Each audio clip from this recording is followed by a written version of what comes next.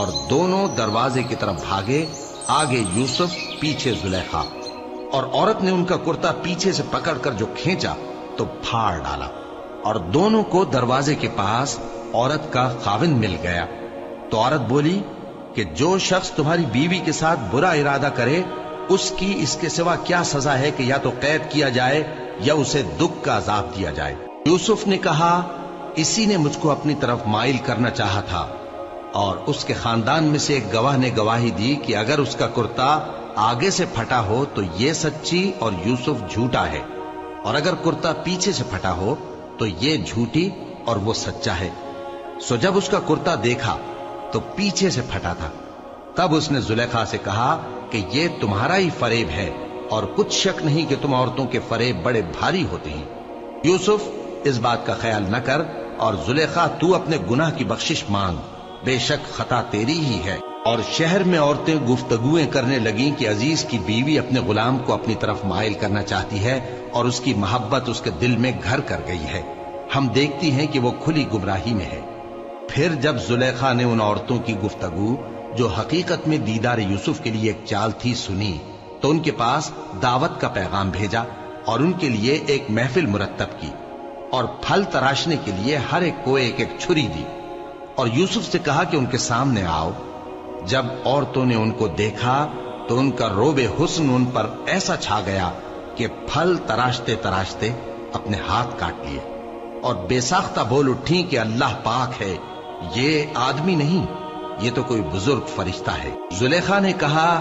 تو یہ وہی ہے جس کے بارے میں تم مجھے تانے دیتی تھی، اور بے شک میں نے اس کو اپنی طرف مائل کرنا چاہا، مگر یہ بچا رہا، اور اگر یہ وہ کام نہ کرے گا جو میں اسے کہتی ہوں تو قید کر دیا جائے گا اور ذلیل ہوگا۔ یوسف نے دعا کی کہ پروردگار، جس کام کی طرف یہ مجھے بلاتی ہیں اس کی نسبت مجھے قید پسند ہے، اور اگر تو مجھ سے ان کے فریب کو نہ ہٹائے گا تو میں ان کی طرف مائل ہو جاؤں گا اور نادانوں میں سے ہو جاؤں گا۔ پس ان کے رب نے ان کی دعا قبول کر لی اور ان سے عورتوں کا داؤں ٹال دیا، بے شک وہی تو سننے والا ہے، جاننے والا ہے۔ پھر باوجود اس کے کہ وہ لوگ ان کی بے گناہی کے نشان دیکھ چکے تھے، ان کی رائے یہی ٹھہری کہ کچھ عرصے کے لیے ان کو قید ہی کر دیں، اور ان کے ساتھ دو اور جوان بھی داخل زندہ ہوئے۔ ایک نے ان میں سے کہا کہ میں نے خواب دیکھا ہے،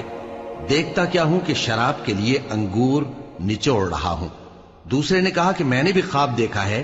میں یہ دیکھتا ہوں کہ اپنے سر پر روٹیاں اٹھائے ہوئے ہوں اور پرندے ان میں سے کھا رہے ہیں، تو ہمیں ان کی تعبیر بتا دیجئے کہ ہم تمہیں نیکوکار دیکھتے ہیں۔ یوسف نے کہا کہ جو کھانا تم کو ملنے والا ہے وہ آنے نہیں پائے گا کہ میں اس سے پہلے تم کو اس کی تعبیر بتا دوں گا۔ یہ ان باتوں میں سے ہے جو میرے پروردگار نے مجھے سکھائی ہیں۔